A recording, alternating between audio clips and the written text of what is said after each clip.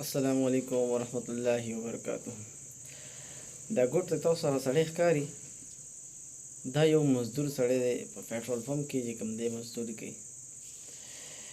یو عجیبه واقع شوې ده په قطر کې چې کوم دی د جمعې ورځ ده، خطبې چې کوم دی څوکشته دی نه، اخره کې مؤذن چې کوم دی پاسېدی چې څوکشته چې مطلب خطبه ورکړي، هېڅوک نو چېرې داسې پاڅېدلی وی خطبه یې ورکړې وه. مطلب چې کوم د جومات غ امام هغه لیټ شوی و یا نه راته په هر څه وجه تاخیر وشو، نو مؤذن ووایي چې یار دا څوکشته چې مطلب اوس خطبه ورکړي، بس هېڅوک نو، خو یو مزدور چې د یو ګنډه سره تعلق لري، یو ګنډه یو ملک دی، راپاڅېده او خطبه یې شروع کړه. مطلب هغه ټایم کې خطاب یې شروع کړو، څه په ښکلي انداز سره لګیا یې، تاسو لږ واورئ. نحمده ونستعينه ونستغفره ونعوذ بالله من شرور أنفسنا ومن سيئات أعمالنا، من يهد الله فلا مضل له ومن يضلله فلا هادي له.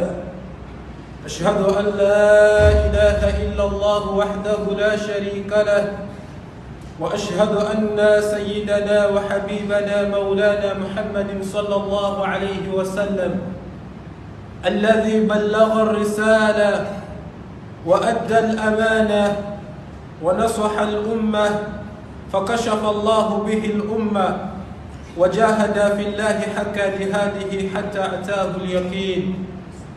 اللهم آت نفوسنا تقواها وزكها أنت خير من زكاها، أنت وليها ومولاها برحمتك يا أرحم الراحمين. عباد الله، أوصي نفسي وإياكم بتقوى الله عز وجل، كما قال الله تعالى في محكم تنزيله بعد أعوذ بالله من الشيطان الرجيم: يا أيها الذين آمنوا اتقوا الله وقولوا قولا سديدا يصلح لكم أعمالكم ويغفر لكم ذنوبكم، ومن يطع الله ورسوله فقد فاز فوزا عظيما. أما بعد، فاعلموا أن أصدق الحديث كتاب الله، وخير الهدي هدى محمد صلى الله عليه وسلم، وشر الأمور محدثاتها، وكل محدثة بدعة، وكل بدعة ضلالة، وكل ضلالة في النار. فعاذنا الله وإياكم والمسلمين من النار.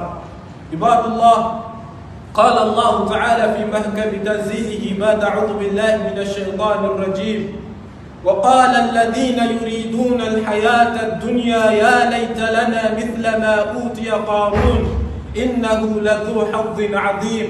وقال الذين أوتوا العلم ويلكم ثواب الله خير لمن آمن وعمل صالحا ولا يلقاها إلا الصابرون. فكشفنا به وبداره الأرض فما كان له من فئة ينصرونه من دون الله وما كان من المنتصرين. وأيضا كما قال الله تعالى في محكم تنزيله بعد أعوذ بالله من الشيطان الرجيم: وما الحياة الدنيا إلا لهو ولعب وإن الدار الآخرة لهي الحيوان لو كانوا يعلمون. ښایي تاسو دا واورئ، دا مطلب څومره په ښکلي انداز کې لګي، یو ټکي په ټکي نه غلط شوي، څومره ډېر ښکلي انداز سره ماشاءالله. مطلب مې دا چې موږ مسلمانان یو، زیاتره مسلمانان موږ وینو یاره بس په څه نه څه دغه کې اخته دي، فیسبوک دی، ټیک ټاک کې دی، یو شی بل شی دی، خو د اسلام نه موږ غافل یو، نه یو خبر. مطلب دا چې هر ټایم په هر وخت کې موږ چې کوم دی تیار یو، د خپل دین نه خبر یو.